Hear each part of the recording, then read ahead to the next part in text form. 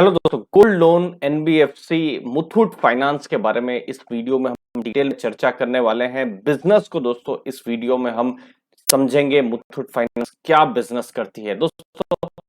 जब भी gold loan की बात आती है तो मुथूट फाइनेंस इंडस्ट्री में बहुत बड़ा नाम इंडस्ट्री में है। स्टॉक प्राइस 1490 1500 रुपीज के आसपास आपको मिलेगा। अब गोल्ड लोन के अलावा भी उन्होंने पिछले कुछ सालों में डाइवर्सिफाई किया है, जैसे अफोर्डेबल हाउसिंग में होम फाइनेंस की कंपनी बनाई है, फिर बेलस्टार करके माइक्रो फाइनेंस की कंपनी जहां एसएचजीज को लोन दिया जाता है, फिर मुथूट का मनी है जो व्हीकल फाइनेंस में लोन देता है, फिर श्रीलंका में उनकी एनबीएफसी है दोस्तों। तो भारत के बाहर श्रीलंका में भी उनका बिजनेस है और आज की तारीख में 65% जो बिजनेस जो होता है वो रूरल इंडिया से आता है। अब गोल्ड लोन पॉजिटिव है, लेकिन रिस्क भी जब हम बात करेंगे तो गोल्ड लोन ही है, क्योंकि बहुत हद तक जो बिजनेस है वो गोल्ड लोन से आता है दोस्तों। 90% से ऊपर का जो बिजनेस है वो गोल्ड लोन से आता है। तो कल गोल्ड का प्राइस थोड़ा सा नीचे हो गया, जैसे हमने मन्नापुरम देखिए, बहुत सारे लोग क्वेश्चन करते हैं कि मन्नापुरम का स्टॉक प्राइस क्यों गिर रहा है। तो गोल्ड लोन, गोल्ड के प्राइस नीचे गिर गए तो लोगों ने शायद समझा कि डिफॉल्ट कर दे तो भी उनका एक तरीके से फायदा है। तो ये एक थोड़ा सा गोल्ड के जो प्राइस है, प्राइस के ऊपर ये जो सेक्टर है वो बहुत हद तक चलता है। दूसरी चीज है रिस्क के बारे में मैं बात कर रहा हूँ। 50% जो पोर्टफोलियो है साउथ इंडिया में है मुथूट फाइनेंस का। सब्सिडियरीज जो है अभी भी बहुत छोटी है और अनफॉर्चुनेटली ये कोविड के कारण एनपीएस भी आ गए हैं, जैसे होम फाइनेंस में या बेलस्टार का माइक्रो फाइनेंस में। और प्रोविजंस जो है यहाँ पर क्वार्टर 1 में इंक्रीज भी हुए हैं सेकेंड वेव के कारण।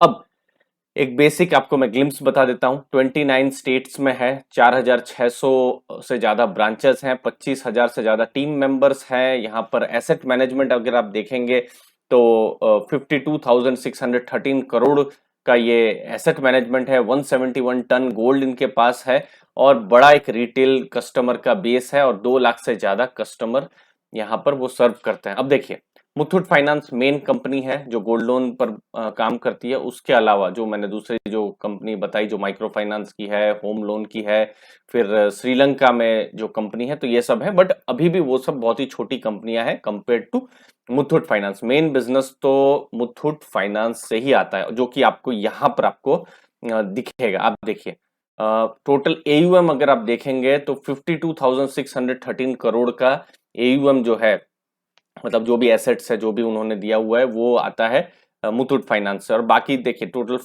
58,134 करोड़ है।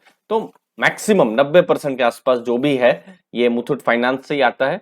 फिर बेलस्टार माइक्रो फाइनेंस जो है अभी ठीक ठाक थोड़ा थोड़ा ग्रो कर रहा है। क्वार्टर 1 में थोड़ा सा ग्रो कम हुआ है और इनफैक्ट ये जो बिजनेस है, जो मुझे जो देख के लग रहा है कि पूरा इम्पैक्ट क्वार्टर 1 का बिजनेस में हुआ ही है दोस्तों। प्रॉफिट्स की जब हम बात कर रहे हैं तो मैक्सिमम प्रॉफिट्स भी जब हम देख रहे हैं तो प्रॉफिट्स आ रहे हैं मुथूट फाइनेंस से ही। तो सब्सिडरीज अभी भी बहुत छोटी है, आप देख सकते हैं। जैसे यहाँ पर प्रॉफिट है 5 मिलियन, मतलब 50 लाख का, जो कि बहुत कम प्रॉफिट है फाइनेंशियल ईयर क्वार्टर 1 में जैसे आया। फिर यहाँ पर 4 करोड़ का प्रॉफिट इंश्योरेंस में है। फिर बेलस्टार जो है 2 करोड़ का प्रॉफिट है। तो बहुत छोटे हैं ये सब जब हम मुथूट फाइनेंस जो गोल्ड लोन का जो बिजनेस हम यहाँ पर देख रहे हैं।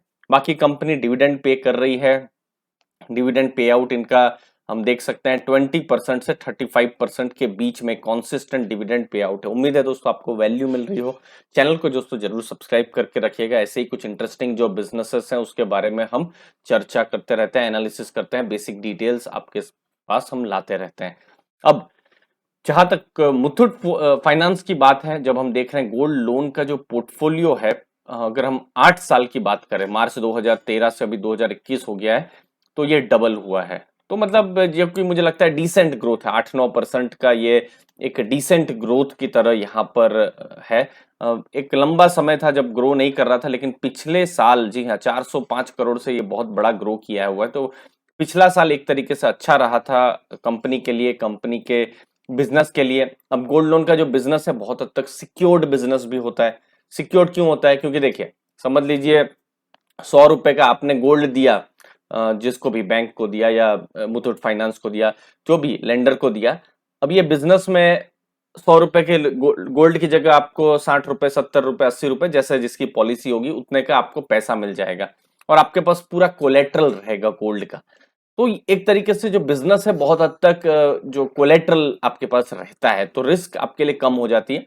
और मार्जिन जो है, जी हाँ, ये एक बहुत इंटरेस्टिंग चीज है, नेट इंटरेस्ट मार्जिन बहुत हाई है, 14% का नेट इंटरेस्ट मार्जिन बहुत ही अच्छा कहा जाएगा। जहां हम देख पा रहे हैं इनका जो इंटरेस्ट में एक्सपेंसेस है लगभग 8% के आसपास है, 22% जो है एक तरीके से लोन पर इंटरेस्ट चार्ज करते हैं। तो हम यहाँ पर इनफैक्ट हम कुछ सालों में देख भी पा रहे हैं वहाँ 14% से 15% के बीच में इनकी मार्जिन से, तो मार्जिन बहुत स्ट्रांग है। तो ग्रोथ अगर ये करते रहे तो फिर अच्छा खासा यहाँ पर प्रॉफिट्स जो है यहाँ पर बनते भी रहेंगे, लेकिन रिस्क भी है, जैसे मैंने देखा था, आपको बताया मन्नापुरम के केस में हुआ।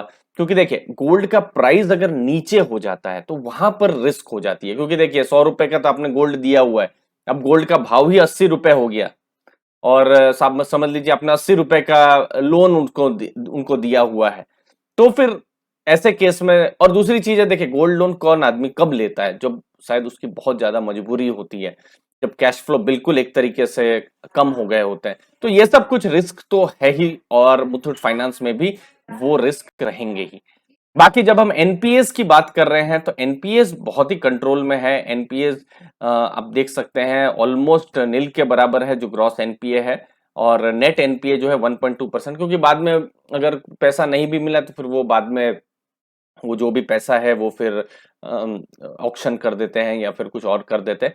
तो अभी जो भी मार्केट से न्यूज आ रही है, जो जो मेरी जो थोड़ी समझ है कि अभी बहुत एनपीएस आ रहे हैं, इन कंपनियों को बहुत फर्क नहीं पड़ेगा। लेकिन एक चीज जो भारत में जो लग रहा है, कोविड या फिर कोविड के आने के कारण ऐसा हुआ है कि बहुत लोगों की जो इनकम जो है, इनकम स्रोत बहुत ज्यादा जो बॉटम ऑफ द पिरामिड में, क्योंकि देखिए सब कुछ बंद था तो उसकी वजह से इम्पैक्ट पड़ा है। तो लोगों ने फिर अपने बिजनेस को फिर से चलाने के लिए गोल्ड लोन लिया, फिर अगर बिजनेस नहीं चल पाया due to any reason, second wave आ जाए या लॉकडाउन हो गए, तो फिर शायद वो पैसा भी देना के लिए बहुत मुश्किल हो गया। तो थोड़ा सा मुझे लगता है थोड़ा सा एक टफ टफ सिचुएशन है लोगों के लिए भी, कुछ लोगों के लिए भी, बिजनेसेस के लिए भी। जब हम कंपनी की बात कर रहे हैं, क्योंकि कंपनी के पास तो कोलेट्रल है ही, तो आपको स्टडी करना है कि गोल्ड लोन किस हिसाब से ग्रो होगा भारत में, क्योंकि एनपीए का बहुत ज्यादा रिस्क यहाँ पर नहीं है। और चूंकि जब हम इनकी बात करते हैं मुथूट फाइनेंस की, तो एटलीस्ट उनके 6 महीना 1 साल से ऊपर की लोन्स यहाँ पर होती है। तो एक तरीके से थोड़ी स्टेबिलिटी है और इनका एक्सपीरियंस भी है, इन्होंने वो सब काम भी किया हुआ है। बट फिर भी एनबीएफसी सेक्टर है, गोल्ड के प्राइस पर बहुत कुछ डिपेंड करता है, तो वो रिस्क जो है ध्यान में रखिए। कॉन्सेंट्रेटेड है, साउथ इंडिया में 50% से ज्यादा का बिजनेस है, तो थोड़ा सा वो कॉन्सेंट्रेशन, और पूरा गोल्ड लोन का बिजनेस है यहाँ पर। जब आप किसी बैंक को खरीदते हैं, तो बैंक जब आप खरीदते हैं तो गोल्ड लोन का एक पार्ट रहता है। बैंक जो है क्रेडिट कार्ड भी बेचती है, होम लोन भी बेचती है, बड़े बड़े कॉर्पोरेट लोन भी बेचती है, गोल्ड लोन एक पार्ट रहता है। तो आपकी बहुत हद तक रिस्क जो है डाइवर्सिफाई एक तरीके से हो जाती है। लेकिन अगर आप बिल्कुल गोल्ड लोन के बारे में सोच रहे हैं तो फिर मुथूट फाइनेंस यहाँ पर रेडार में रखा जा सकता है। अपने व्यूज जरूर बताइए दोस्तों, आपके जो लर्नेड व्यूज जो है सबके काम में आएंगे, कमेंट सेक्शन में जरूर बताइए। धन्यवाद आपके कीमती समय के लिए। थैंक यू वेरी मच दोस्तों, थैंक यू।